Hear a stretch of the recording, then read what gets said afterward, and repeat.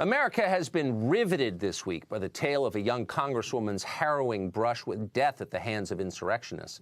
In case you've been in Malawi or locked away in federal prison and somehow missed it, here's the scariest part. I jump into my bathroom and I close the door, and I just keep hearing these bang, bang, bang.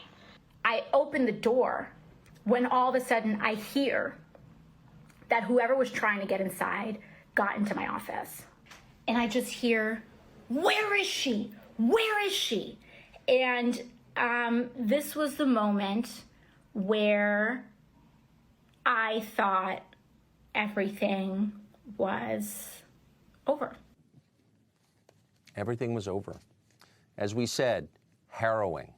And actually, we can't really take credit for that description because that's exactly what the rest of the media said too, harrowing. It's like that one three-syllable word occurred to all of us at precisely the same moment. Weird. Watch.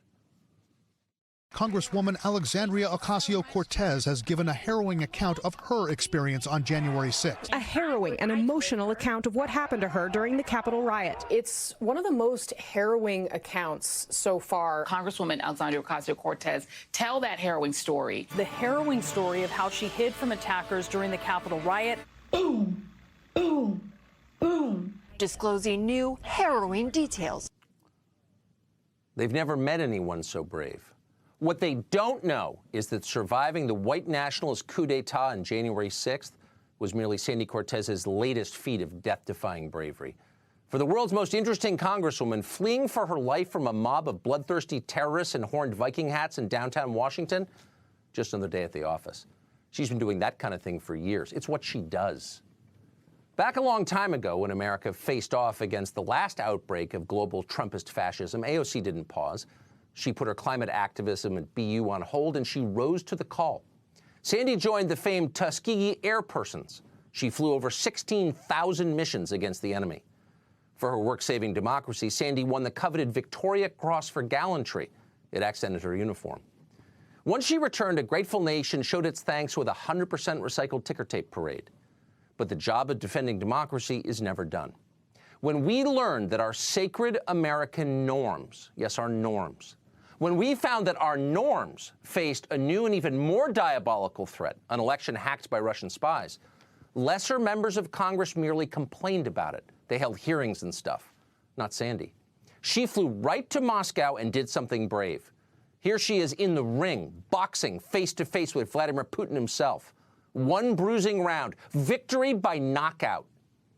But Sandy didn't waste time celebrating with some fancy champagne party. Back home, her country needed her. Thanks to climate change, America had to be knocked down and rebuilt completely from the ground up. Older, paler lawmakers held boring debates about infrastructure funding. Those meant nothing to Sandy. She got to work. Here she is, casually eating a healthy lunch on a steel girder high above city streets with her fellow diverse blue-collar working people friends as she constructed the LEED-certified Empire State Building. Look carefully at that picture. Not a harness or a net in sight. Sometimes the need is so great there isn't time for safety. Could Sandy have fallen hundreds of stories to her death below while eating her kale and portobello pita? Of course she could have. But she didn't think about that. Not while millions of our most vulnerable continue to die in earthquakes caused by climate change. As Sandy often says on Instagram, it's about priorities. And her priority now is saving the human race from extinction. And not just the human race, the animal race too. Sandy's no speciesist. Within weeks, scientists tell us, Central Park will be crowded with millions of homeless, sweating polar bears fleeing the melting ice caps up north. Who will lead the polar bears home? We think you know. Everything we just showed you can be found on the internet and is therefore true. Unfortunately, in this fallen world, it is possible that unscrupulous right-wing racists will attempt to undermine or mischaracterize with information some of these achievements. In case that happens, we encourage you to notify our donors at Google and Facebook and have those people silenced immediately. Thank you.